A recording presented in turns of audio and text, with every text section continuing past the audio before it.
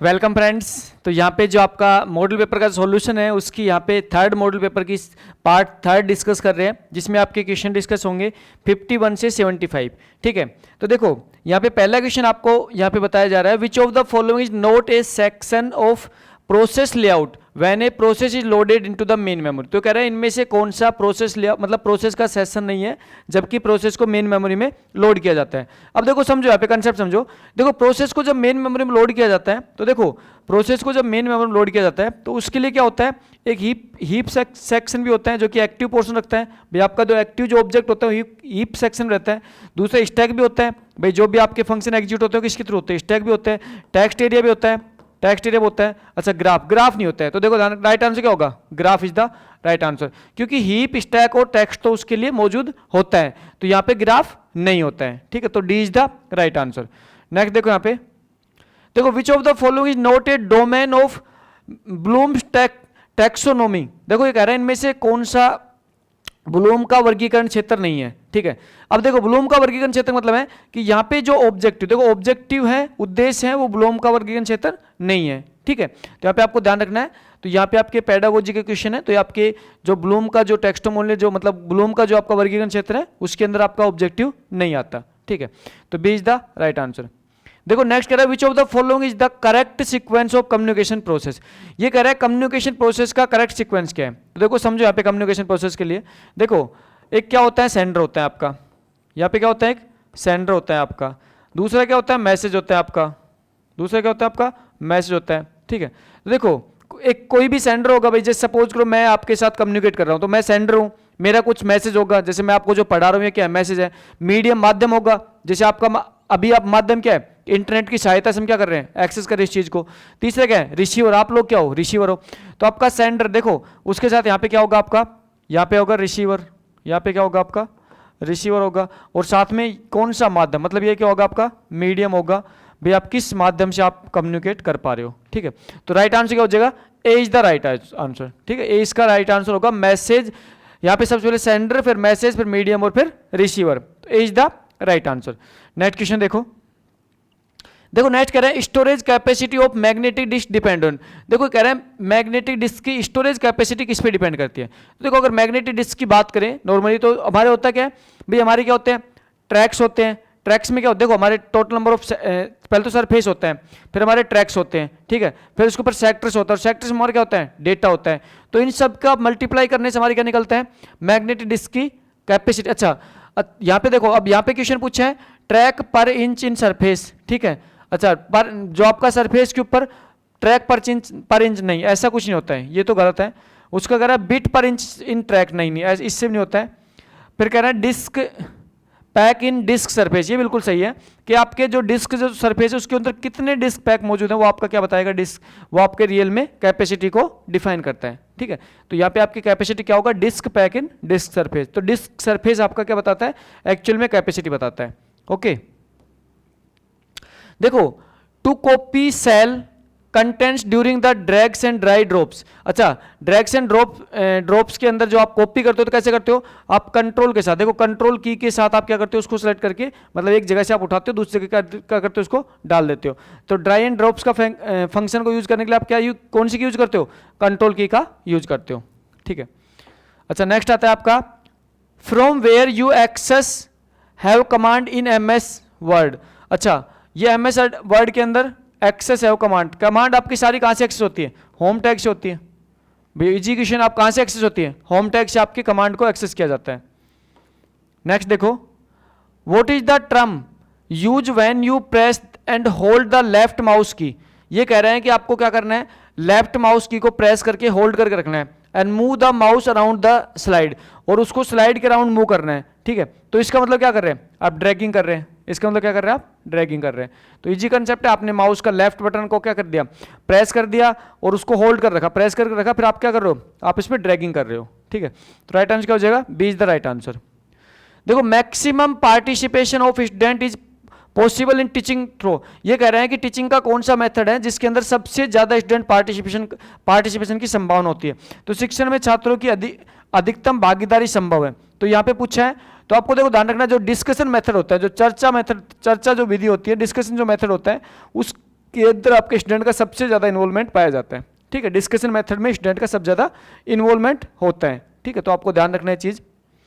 अच्छा नेक्स्ट देखो यहाँ पे, देखो ये कह रहे हैं, देखो good evolution of writing material should not be based on, ये कह रहे हैं कि आपके कोई भी राइटिंग मटेरियल को जो आपको लिखना है उसका मतलब जो मेन जो वो किस पर बेस्ड नहीं है। ठीक है, तो देखो ये फर्स्ट जो कह रहे हैं, देखो यहाँ पे समझो, लिखित सामग्री का अच्छा मूल्यांकन निम्न में से आधारित नहीं होना चाहिए। ठीक है, तो देखो इसका मतलब है कि आपके अगर सब्जेक्ट, देखो लिखित सामग्री का मतलब है आपको कुछ रिटर्न करना है, लिखना है। ठीक है, तो उसको आपको किस पर ज़्यादा बेस्ड नहीं होना चाहिए, तो आपको ध्यान रखना है कि यहाँ पे आपका जो कंप्रीहेंसिव ऑफ सब्जेक्ट है उस पर ज़्यादा बेस्ड नहीं होता है। ठीक है, तो D is the right answer. Next देखो यहाँ पे डीपीआई, डीपीआई मतलब डॉट पर इंच। ठीक है, बहुत इजी क्वेश्चन है, क्या होता है, डॉट पर इंच होता है। डीपीआई क्या पूछा है, तो डॉट पर इंच होता है, यहाँ पे ध्यान रखना है आपको। देखो नेक्स्ट पूछा बैकग्राउंड कलर और effects applied on A documents is not visible, आपके जो बैकग्राउंड कलर जो इफेक्ट्स होते हैं वो कब विजिबल नहीं होते हैं, तो आपको ध्यान रखना है जब प्रिंट प्रू देखते हो, आप जब प्रिंट का प्रू देखते हो तो आपने देखा भी होगा प्रिंट प्रू के अंदर आपको बैकग्राउंड कलर और जो आपके इफेक्ट्स होते हैं वो दिखाई नहीं देते, तो D is the right answer, print preview के अंदर दिखाई नहीं देते। देखो नेक्स्ट क्वेश्चन देखो, which of the following is true, इसमें से कौन सा सत्य है। अच्छा अब यहाँ पे कह रहा है a relation in bias code non farm always in third non farm, बिल्कुल सही बात है, तो पहले तो सत्य है कि जो रिलेशन बायस कोड नॉन फॉर्म में होगा वो डेफिनेटली किस में होगा, थर्ड नॉन फॉर्म में होगा। देखो कह रहा है a relation is third non form in always bias code non farm, ये गलत बात है। ऐसा हम नहीं कह सकते कि रिलेशन अगर थर्ड नॉन फॉर्म में होगा तो वो बायस कोड नॉन फॉर्म में भी होगा, नहीं ऐसा नहीं होता। हाँ मैं ये कह सकता हूँ अगर रिलेशन बायस कोड नॉन फॉर्म में है तो थर्ड में भी होगा, सेकंड में भी होगा, फर्स्ट में भी होगा। ठीक है, ये आप कह सकते हो, लेकिन थर्ड में है तो बायस कोड में होगा ये आप नहीं कह सकते हो। ठीक है, इसका मतलब देखो BCNF मैं ये कह सकता हूँ जो बायस कोड नॉन फॉर्म होता है वो आपके थर्ड नॉन फॉर्म भी होता है, वो आपका थर्ड नॉन फॉर्म भी होता है, वो आपका सेकंड नॉन फॉर्म भी होता है, वो आपका सेकंड नॉन फॉर्म भी होता है, और वो आपका फर्स्ट नॉन फॉर्म भी होता है। तो ये तो सारे होते हैं।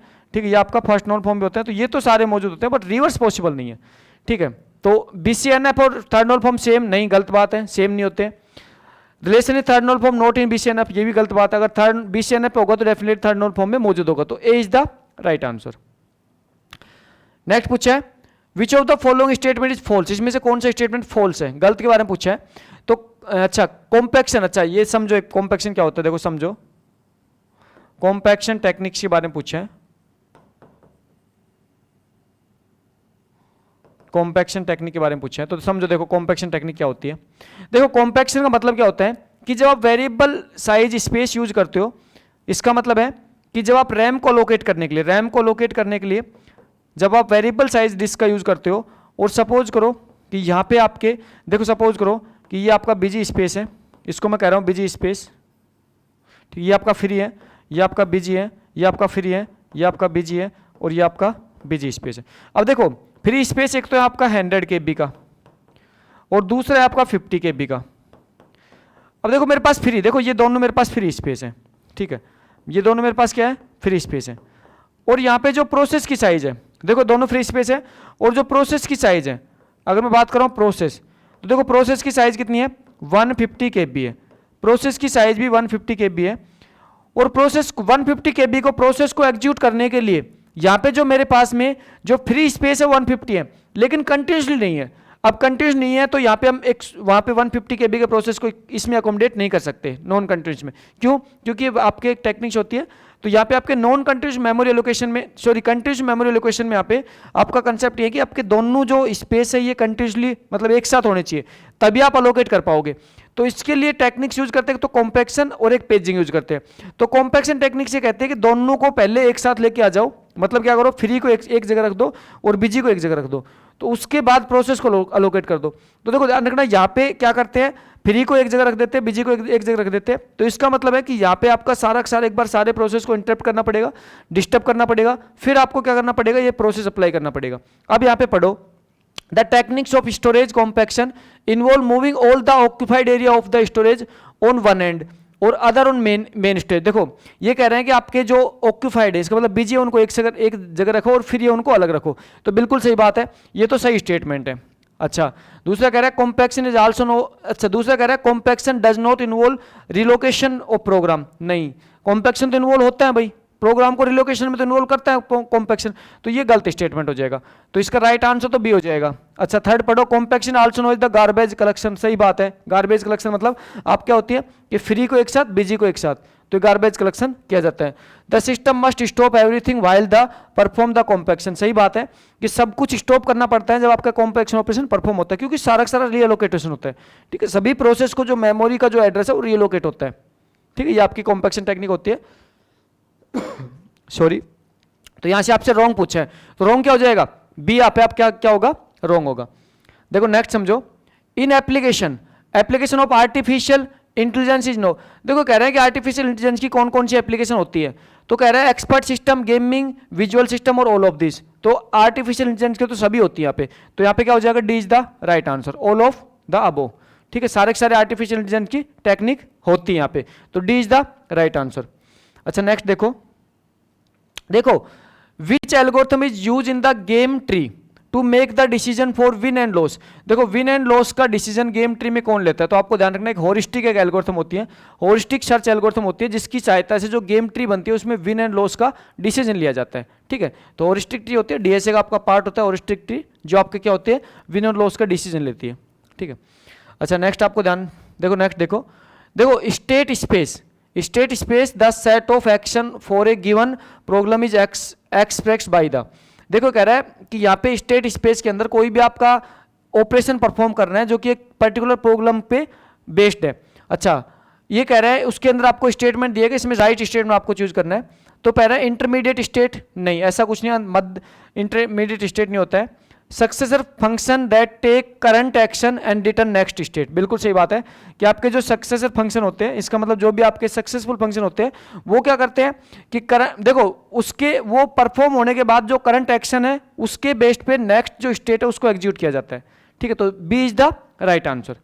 ठीक है, नेक्स्ट देखो यहाँ पे What do we use the define a block of code in Python language। देखो पाइथन लैंग्वेज जो ब्लॉक ऑफ कोड बनाते हो तो वो क्या डिफाइन करता है, वो आपका क्या डिफाइन करता है, इंडेंटेशन। इंडेंटेशन मतलब आपका क्या बनाता है, ग्रुप बना देता है, एक ब्लॉक बना देता है। ठीक है, तो पाइथन में जो आपके ब्लॉक ऑफ कोड बनते हैं वो क्या होता है, आपका इंडेंटेशन होता है। ठीक है, देखो in MS Excel 2019 address of currency selected cell is show in. देखो address of currently selected cell, जो आपका एड्रेस ऑफ करंट मतलब यहाँ पे है कि आपने जो अभी करंटली आपने जो सेल को सेलेक्ट किया है उसको आपका एड्रेस कहाँ पे दिखाएगा, तो आप कहाँ पे दिखाता है, नेम बॉक्स में दिखाता है। जो उसका नेम बॉक्स होता है उसमें आपने जिस भी एड्रेस मतलब जिस भी सेल पे आपने क्लिक कर रखा है उसका क्या दिखा देगा, एड्रेस दिखा देगा। ठीक है, तो आपको ध्यान रखना है नेम बॉक्स।